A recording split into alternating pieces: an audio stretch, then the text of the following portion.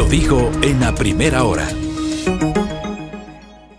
Muy bien, seguimos 8:12 en la mañana, es la última hora de nuestro espacio de noticias. Hace frío en Quito, por favor, tengan la bondad de abrigarse.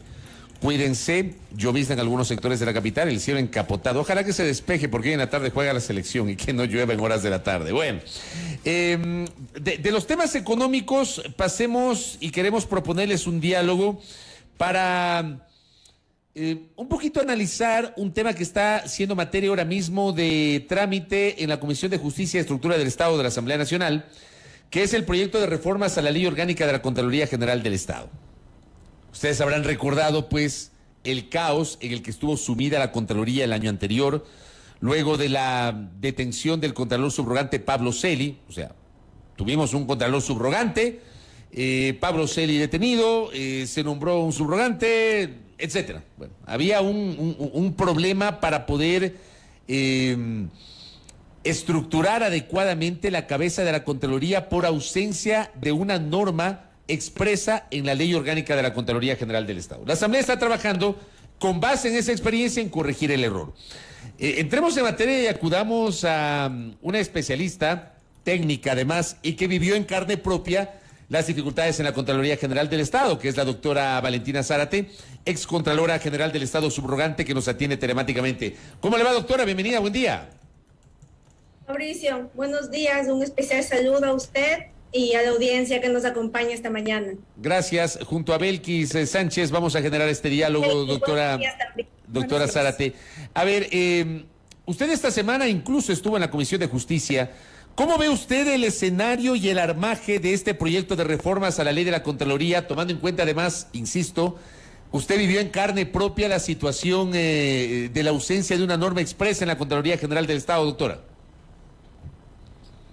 Así es, Fabricio. Esta semana fui convocada por el presidente de la Comisión de Justicia para poder aportar ciertos criterios y si cabía sugerencias al texto propuesto para hacer una reforma a la Ley Orgánica de la Contraloría General del Estado. ¿Qué contiene esta reforma? Trae como novedad establecer un plazo máximo para entender la temporalidad de un encargo, es decir, la ausencia temporal del titular de la Contraloría General del Estado. Y propone también un mecanismo para que en caso de ausencia definitiva de esta autoridad, se pueda escoger al siguiente mejor puntuado en el concurso para el cual él fue nombrado en su momento. Esto es en esencia lo que recoge este proyecto de ley. Bueno, también trae ciertos requisitos adicionales para poder ser contralor, como la profesión. Tiene que ser una persona relacionada con el mundo de auditoría, ciencias económicas o el derecho. Esto es en esencia lo que trae este proyecto de ley, para lo cual yo fui convocada a dar mis criterios de observaciones. ¿Cuáles fueron precisamente estas observaciones planteadas al trámite que se da a esta iniciativa, que entendemos unifica varias propuestas que ya se han presentado en esta materia en el sentido de reformar la ley de la Contraloría? Sí, Belkis, mis observaciones estuvieron enfocadas en dos aspectos. Uno más abstracto y general para ver y analizar, fomentar un debate en el sentido de si esta propuesta de ley es constitucional o no. ¿Por qué razón? Porque ciertos aspectos que introducen no están contenidos en la Constitución de la República. Entonces, me permití hacerles notar este particular a los señores asambleístas, pues ellos plantean en el texto de la norma que sea la Asamblea Nacional, por ejemplo, quien autorice al contralor o contralora acogerse a una licencia sin remuneración por el plazo máximo de 60 días. Mi observación atenta en el seno de la comisión fue que la Asamblea Nacional tiene efectivamente la función de posesionar al contralor, mas no la de otorgar licencias sin remuneración. O aceptar la renuncia en este caso. Exactamente, a eso iba Belkis. Esta es otra de las propuestas de ley, que sea la Asamblea Nacional la que acepte la renuncia del contralor. Entonces mi observación fue similar a la anterior. La Asamblea únicamente tiene detallado de forma específica en la Constitución que acepta la renuncia de la presidencia, del presidente, mejor dicho, de ser el caso, para que se produzca una vacancia, pero no del Contralor. Esas fueron en líneas generales mis análisis abstractos de esta norma planteada, ¿no? Si esto último que usted acaba de citar vulnera de alguna manera la Constitución desde su punto de vista, ¿cómo se debería proceder, por ejemplo, en el caso de aceptación de renuncia? Actualmente en la ley no dice quién acepta la renuncia del Contralor. Ahora, el órgano nominador del Contralor General es el Consejo de Participación Ciudadana y Control Social, porque es en esta instancia donde se lleva a cabo el concurso para nombrar a la primera autoridad de la Contraloría. Sin embargo, no consta de manera específica tampoco para el Consejo de Participación la facultad de aceptar la renuncia de la máxima autoridad de la Contraloría. Justamente, es que ahí radica toda la discusión, no solo en este, sino también en otros temas a propósito de las funciones que tiene el Consejo de Participación Ciudadana. Si bien es una instancia nominadora, las autoridades se posesionan finalmente en la Asamblea Nacional. Entonces, ¿cómo zanjar ahí justamente esta discusión? Sí, mi intención al haber hecho estas observaciones en el seno de la Asamblea fue generar un debate, justamente para poder viabilizar el mejor proyecto de ley posible. Porque si es que este llegase a contar con un informe en la comisión y luego pasase al pleno, y si fuese aprobado con algún vicio de inconstitucionalidad, podría ser objeto de un eventual veto en la presidencia de la República, o peor, una demanda de inconstitucionalidad. Por muy valederos que sean las intenciones para presentar este proyecto de ley, creo necesario que este vaya con las garantías de legalidad y constitucionalidad. Por eso me parece oportuno que los señores asambleístas de la comisión verifiquen si para poder introducir esta o cualquier otra reforma no se necesitaría eventualmente, de pronto, también hacer primero un cambio a las normas constitucionales que dan las atribuciones macro a las instituciones del Estado, ya sea la Asamblea Nacional o el Consejo de Participación Ciudadana. Acá me pasa un dato que se lo traslado y corríjame si estoy equivocado. ¿Se hace en el proyecto de reforma una diferenciación entre encargo, ausencia temporal y ausencia definitiva? ¿Eso está claro en la construcción del texto, doctora? Efectivamente, Fabricio, el proyecto de ley recoge el establecimiento de un plazo máximo de 60 días para la ausencia temporal del Contralor o Contralora. Esto también fue, y después de esto, dice el texto, se considera como un abandono del cargo si la persona no estuviese de vuelta en el puesto de trabajo. Esto también fue motivo de una observación de mi parte, pues en la Ley Orgánica de Servicio Público se establece 3 días para considerarse un abandono del cargo. Entonces, mi observación, a fin de que exista sindéresis en las normas, es si realmente la Asamblea tiene la intención de establecer un plazo especial de ausencia temporal y definitiva para el caso del Contralor. Ahora bien, eso debería ser lo único que hay que reformar. Digamos, usted fue cabeza de la Contraloría de forma temporal, usted genera estos aportes con base en su propia experiencia, pero usted también ha sido técnica en la Contraloría. ¿Hay otros elementos que se debería aprovechar en esta coyuntura y reformarlos para poder clarificar el rol de la Contraloría General del Estado y dotar de mejores herramientas para el trabajo de la Contraloría que, y esto lo he dicho en varias ocasiones públicamente, la Contraloría tiene que ser un ente absoluta y netamente técnico, alejado totalmente de la cuestión política? ¿Hay otros temas que se podrían incorporar para garantizar ese rol netamente técnico de la Contraloría, doctora Valentina Zárate? Fabricio, coincido con usted, la Contraloría debería tener un rol eminentemente técnico y es por esto que debería la Asamblea Nacional, como organismo competente, regresar a ver a su ley orgánica. ¿Por qué razón? Esta ley tiene ya 20 años, al igual que su reglamento general, y creo que necesita hacer una revisión profunda desde la raíz misma de las funciones de Contraloría. Esto lo digo con base a mi experiencia y el análisis de derecho comparado. Muchas veces las experiencias de otros países nos ayudan a darnos una visión de lo que podríamos adaptar a nuestra realidad, a la realidad ecuatoriana, y poder introducir como reforma y cambio en nuestra ley orgánica, en la ley orgánica de Contraloría, quiero decir. Por ejemplo, le doy un ejemplo del caso de Perú. En Perú, cuando una persona se posesiona para ejercer un cargo público, no solo presenta declaración patrimonial, sino también una declaración de intereses. Es decir, si es que yo tengo, por ejemplo, acciones en una empresa farmacéutica y voy a trabajar en el Ministerio de Salud, una red de salud pública, esto me podría generar un eventual conflicto de intereses que se lleva a cabo ahí un proceso de compras públicas. Entonces yo tengo que dejar sentado por escrito en una declaración este particular. También, por ejemplo, en Portugal hay algo que me llama muchísimo la atención, que es una auditoría a políticas públicas, una auditoría general para ver qué tan efectivas, eficaces y eficientes son las políticas públicas que ha venido adoptando el Estado Nacional.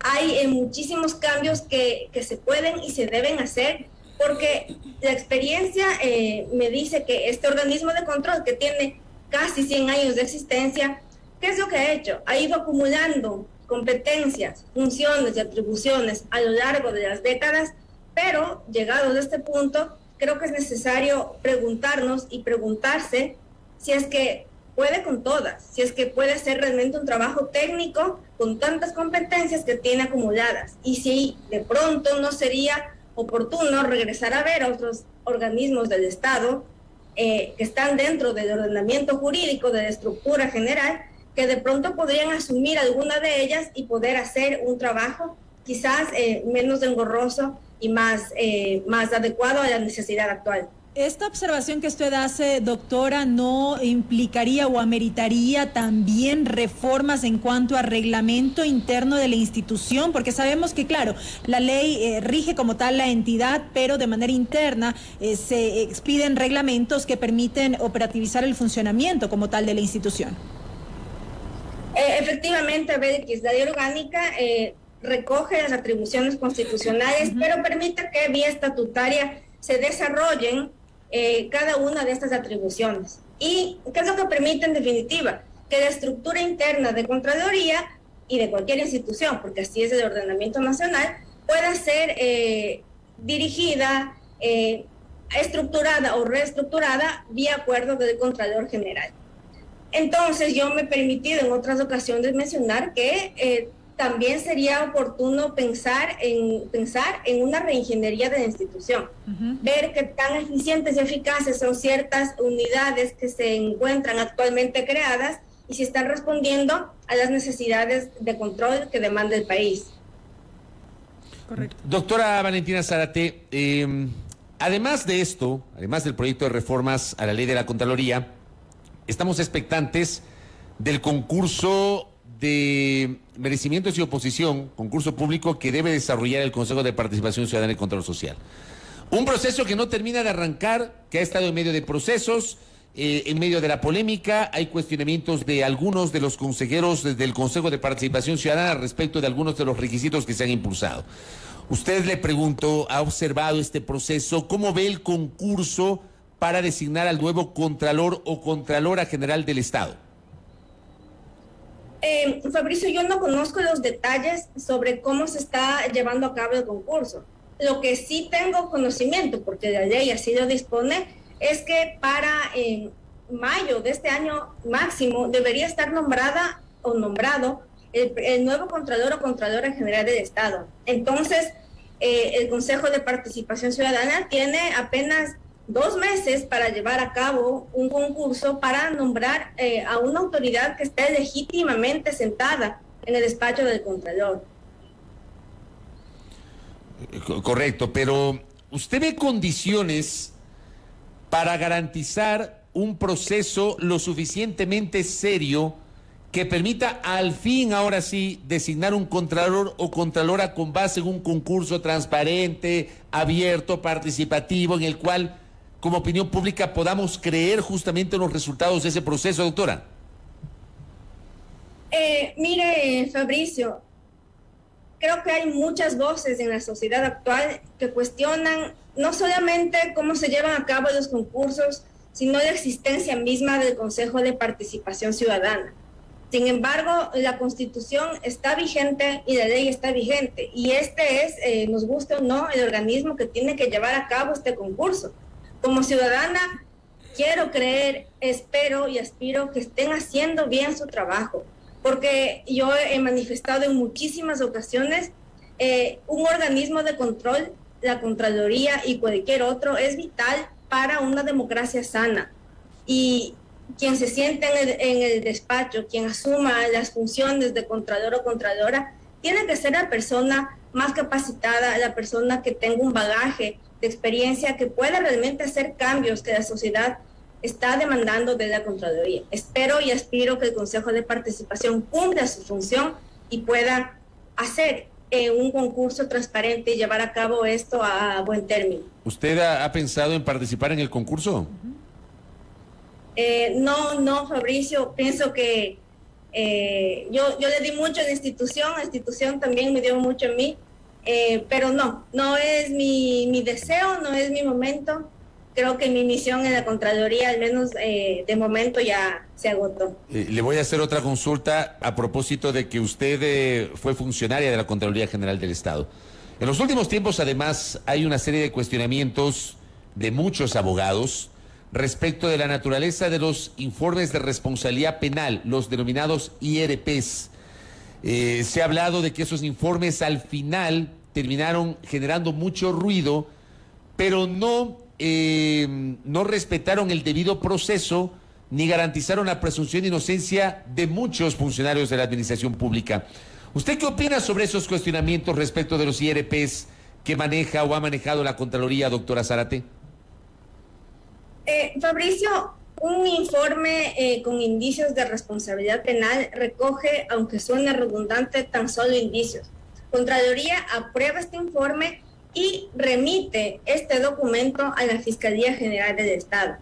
El trabajo de Contraloría en materia penal es bastante limitado, pues no tiene la competencia constitucional, como sí la tiene la Fiscalía, para poder llevar a cabo una investigación que haga presumir la existencia de un delito penal.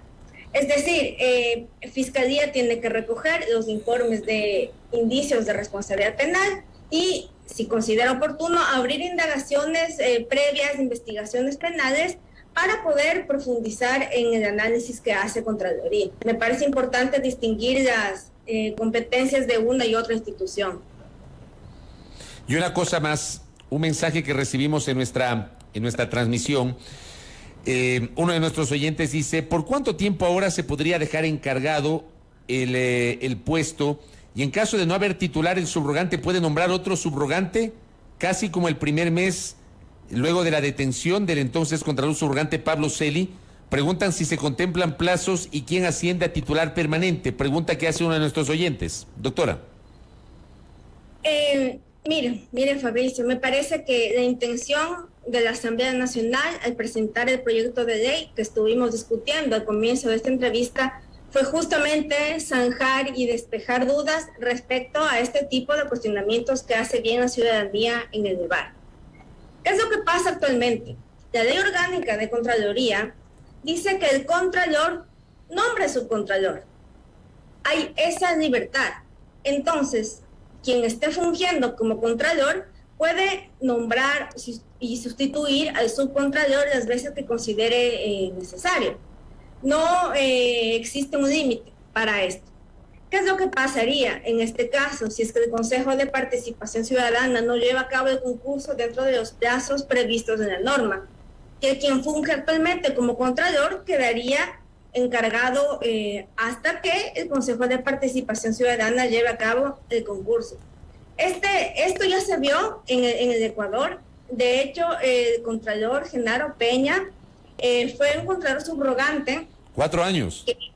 Exactamente, cuando el doctor Alfredo Corral renunció a las funciones titulares por las cuales fue nombrado. Claro, y el Congreso no pudo designar un nuevo Contralor, me acuerdo clarito de eso. Exactamente. No se puso de acuerdo y el doctor Genaro Peña quedó encargado por el tiempo que usted bien señala, Fabricio. Entonces, ya hay antecedentes en el país.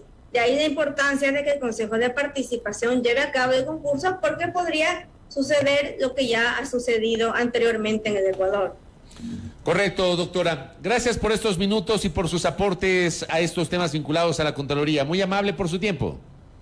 Un gusto, Fabricio Belkis. Un saludo a la ciudadanía que nos escucha. Gracias a Valentina Zárate, ex Contralora General del Estado subrogante, conversando aquí en A Primera Hora. Digo, al final, y eso lo comenté buena parte del año anterior, uno aspiraría, lo deseable es que, por un lado, el concurso que lleva adelante el Consejo de Participación Ciudadana y Control Social para designar una nueva autoridad para la Contraloría General del Estado, alguna vez sea transparente y no genere dudas. Que alguna vez en este país, yo no puedo creer que en este país no se puedan hacer concursos transparentes. Es increíble que cada concurso tiene algún tipo de complejidad o algún tipo de discusión. Eso es lo deseable. ¿Ya? No necesariamente lo ideal, porque estamos muy lejos de lo ideal. Y por otra parte, el que el rol de la Contraloría General del Estado sea netamente técnico, no político, que sea un organismo que se encargue de auditar, independientemente del momento político, el buen manejo de los recursos públicos y que no sea un instrumento de persecución. Ahí está el reto. Claro, el reto. Ya. Veamos si están a la altura de las circunstancias. Correcto. Primera Plana. Todas las noticias, todas las voces.